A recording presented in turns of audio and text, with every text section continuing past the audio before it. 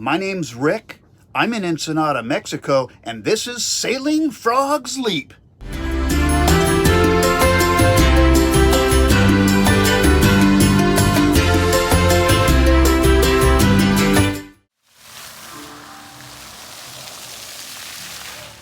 You know, you don't have to be in Ensenada very long before you realize that there are things, in fact, perhaps most things, are a show for the cruise ship passengers, but sometimes the locals will put on a show for the other locals right here on the Malecon, and that's what this is. There were no cruise ships when this was happening on the Malecon. It was a beautiful piece of art by some folks in Ensenada for the folks in Ensenada.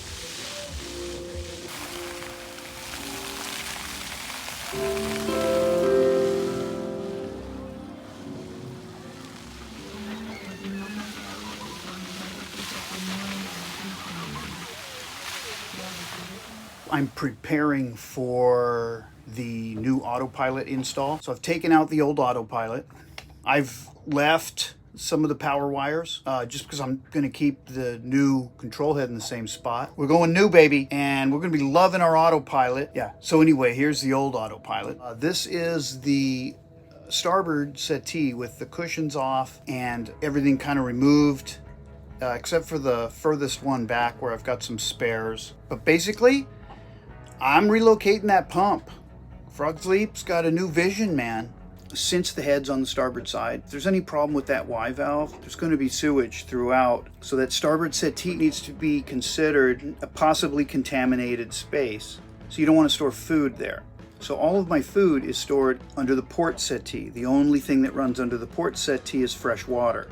It takes the fresh water system completely physically away from the sewage system. So if there's a failure with the sewage system, it doesn't necessarily risk contaminating the fresh water supply. I'm going to move the fresh water system further forward on the boat than that Y valve.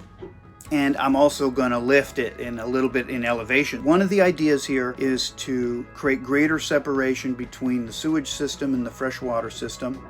And the other is to make space for the installation of the autopilot, which has more components than the older one did. The older one, the ACU, was part of the display. Now you have a display, but it's just a remote head for the ACU, which is hidden somewhere else. This is the difference between the Raymarine ST4000 Plus, which is what I had, and the EV100, which is what I'm installing. So I want to be able to do as much prep work to make as much space so that my installation can be well thought out and intelligent to someone else who's looking at it. Because sometimes you look at these and you're like, wow, man, this is a hodgepodge of crazy. It's a hodgepodge of crazy.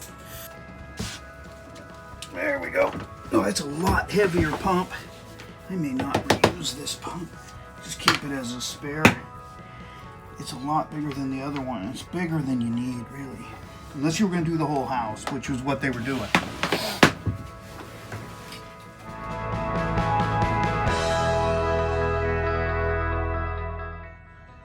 Oh, yeah. It's nice. I think that could work. It's an older pump for sure. That's a newer pump. I think I might just hold on to this as a spare.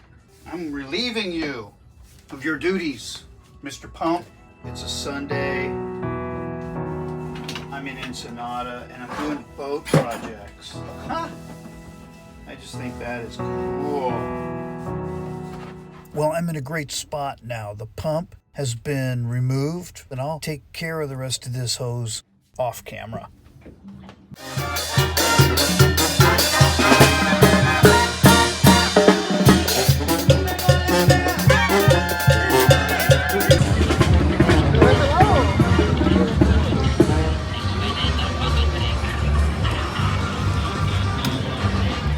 So I got to show you this. This is why I think the autopilot wasn't working. I don't think it's supposed to be rattling like that. All right, there's a storm coming, and it's starting to get windy, and there's rain coming too. So that was pretty cool. Oh, look at this. This is cool.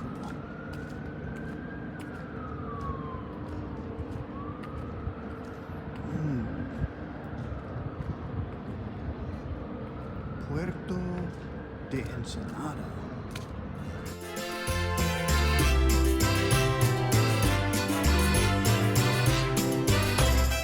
The Niños Héroes were 6 Mexican military cadets who were killed in the defense of Mexico City during the Battle of Chapultepec on 13 September 1847.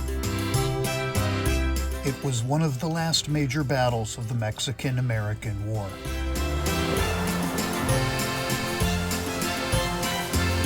Also, at the Civic Plaza are these busts of important figures in Mexican history.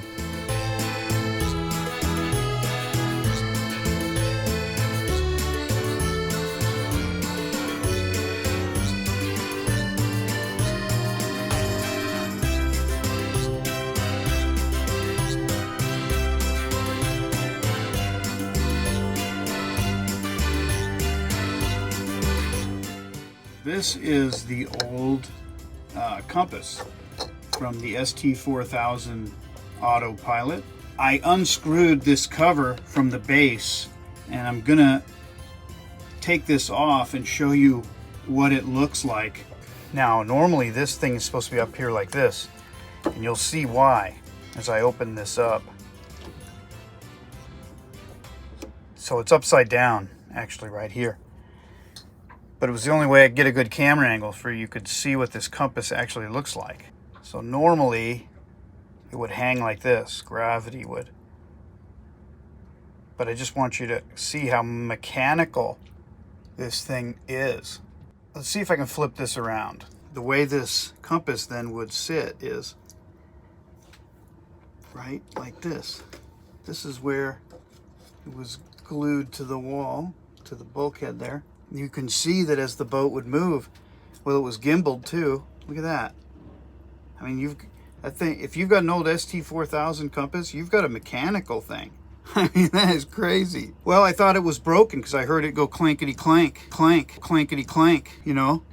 I don't think that's necessarily means it's broken. It just means now I know how it works. Or at least I understand basically that it's a mechanical one. Doesn't matter. I'm not going to be using it anymore. Okie dokie.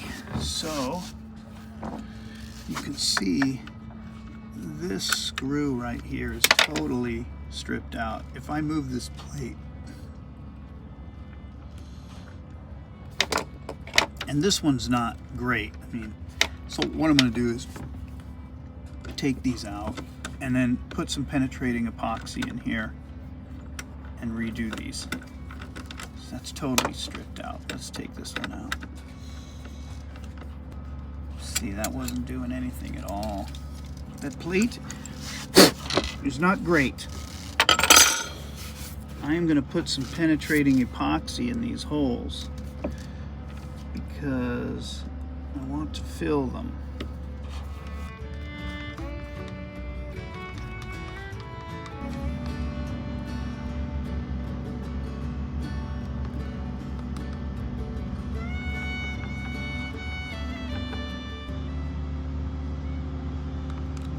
Okay, that looks pretty good. I'll be able to sand that flush anyway.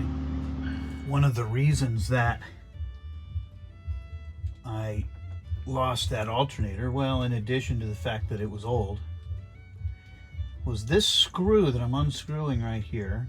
Or one of those episodes, I showed the alarm just rattling, and the light would come on. Well, what was happening was this wire was dangling and it was bouncing on this ledge right here. It was firing that alarm intermittently. And what I believe happened was, because I found the screw later, it was in the engine tray.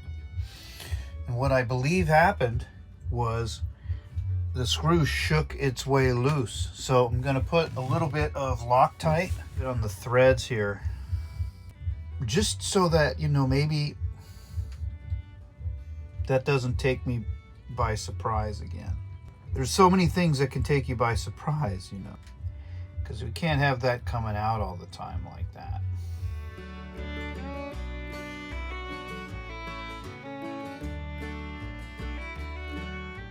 That sucker shook loose a lot quicker than I was expecting. It's not quite done curing, so I'm going to try to take advantage of some of that flexibility still to just slice off the excess and thereby not having to sand so much. It's working pretty good. Yeah, I think it's looking really good.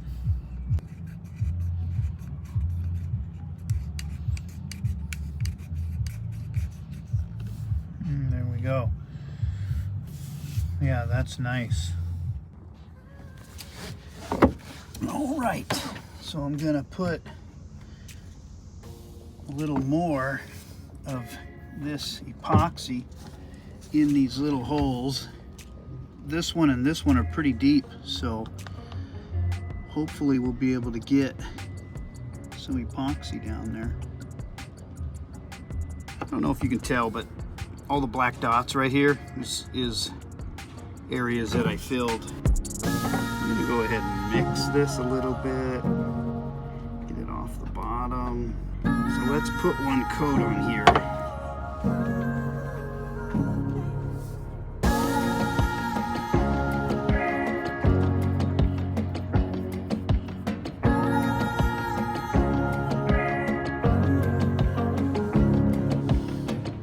This will dry all nice today. And then I'll be able to put this lock thing back on here. A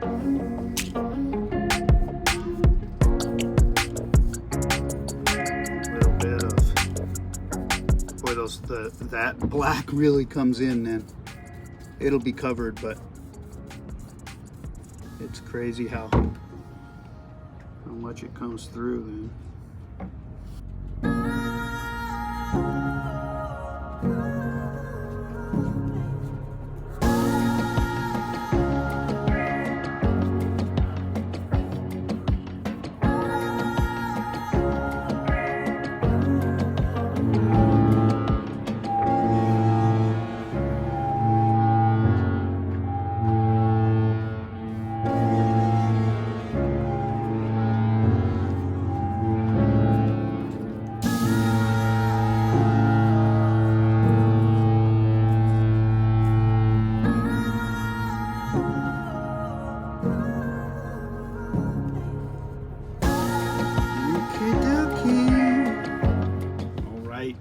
Just make sure we don't have any of these bristles from the brush in there.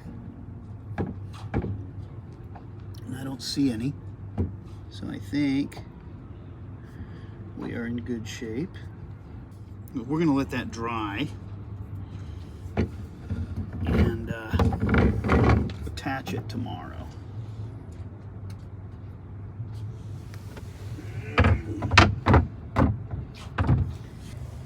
Yeah, there it is. She looks pretty good. She's just got to dry now. And we're going to put a new piece of metal up here and drill some holes and try to make the locking mechanism work better.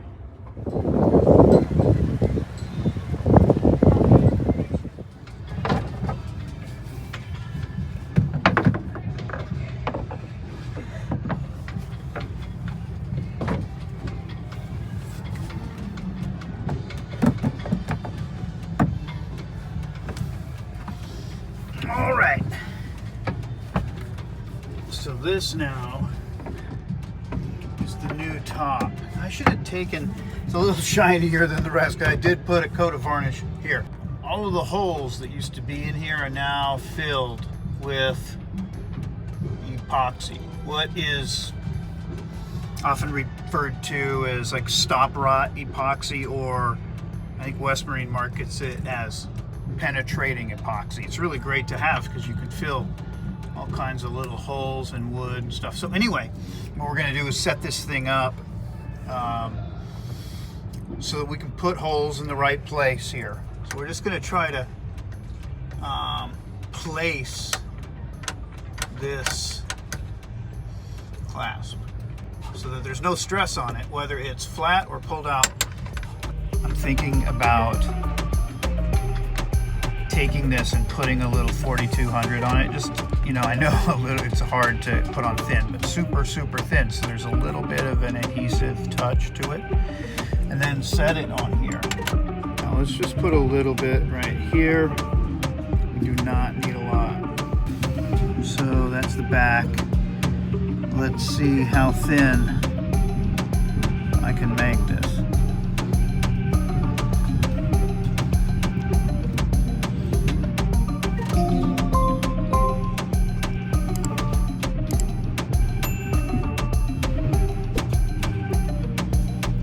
Pretty thin, like that, you know, and that'll hold it on there and we can work with it. Let's give it a try.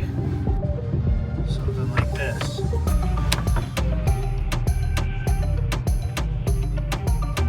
Wow, even that was quite a bit of... Okay, let's put a little oil on here.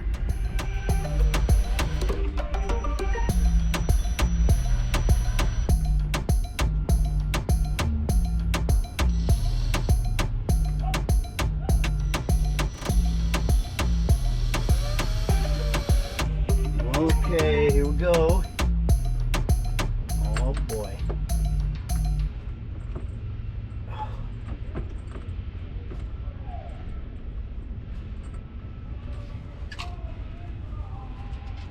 I'm gonna go ahead and drive both of these kind of at the same time, just to make sure we've got a good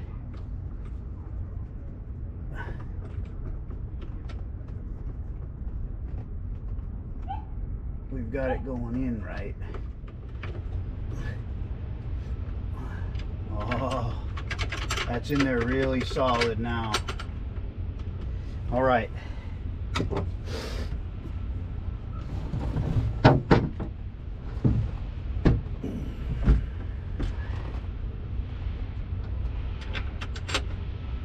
Perfect. Ho ho. Sweet. That sucker ain't going nowhere now. Nice.